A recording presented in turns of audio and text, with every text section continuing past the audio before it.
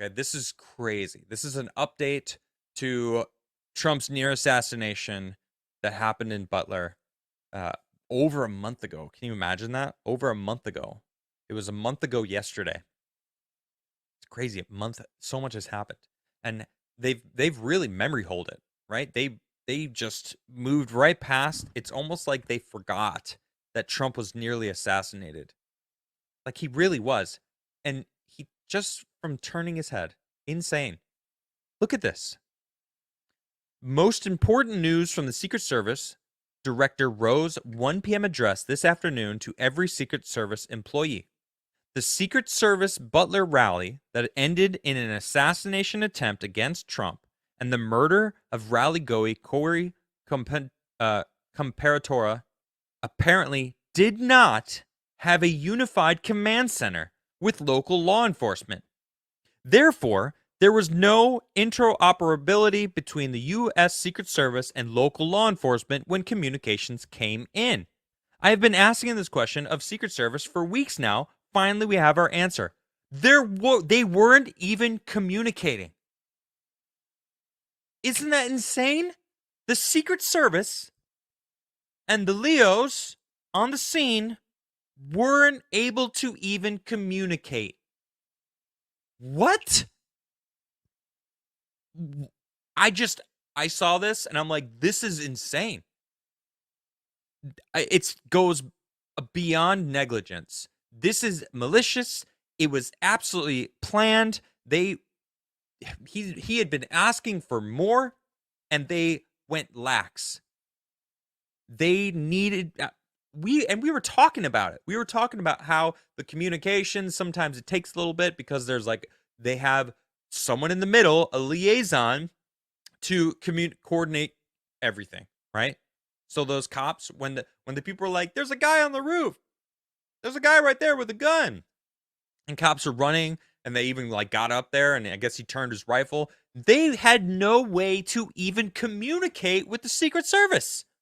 Holy shit! They literally could not talk to each other that day. It was completely siloed. Not just partially siloed, with the command post serving as a way to make it interoperable and share communications. Senator Ron Johnson and his team of staffers were the first to bring up the siloing of communications in his initial report released publicly 7/21. It appears as if unified command centers at rallies and events made up of Secret Service supervisors and their local law enforcement counterparts before Butler were limited to national special security events only.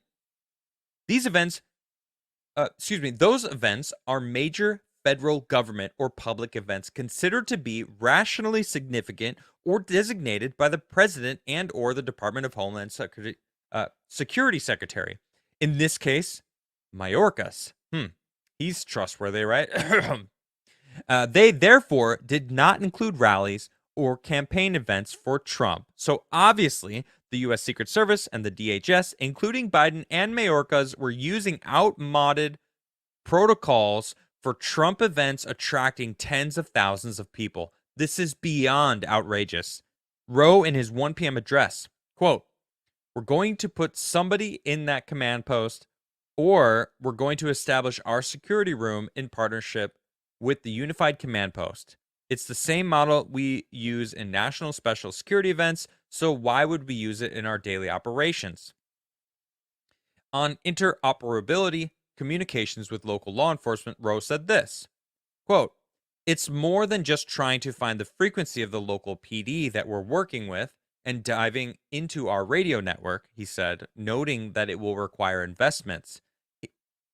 Maybe that's why. It required too much money to secure the life of a president. Once a president, always a president. He said he's already stood up a task force that will be co-chaired by a Secret Service supervisor in the protective division in partnership with the Cybersecurity and Infrastructure Security Agency. Quote, "We're going to bring together FEMA. We're going to bring together other operational elements of the department. We're going to bring in state and local. We're going to get in a small room, and set them up to monitor communications with our counterpart." Look, guys, They they failed. They failed to take Trump out. That's what they wanted to do. Who's they? Oh man, the deep state. The people that control the Bilderberg, the people who go to Bilderberg, the people who get approved by the hidden dark entity, the hands that are actually pushing the wheels around and making the decisions. You think Biden made any decision? No, of course not. You think Kamala is making any decisions? No, of course not. You think Trump is? Yes, I think so. I think that he is that outsider that they cannot control because he has his own money. He's not buyable. He doesn't need their money and doesn't want their money because they made it clear for decades and decades since the 70s that we don't want you. You don't belong in our club. You're new money. We're old money. You don't belong here. He's been told that for decades and probably his father before him. Trump can't stand these people. Rightfully so.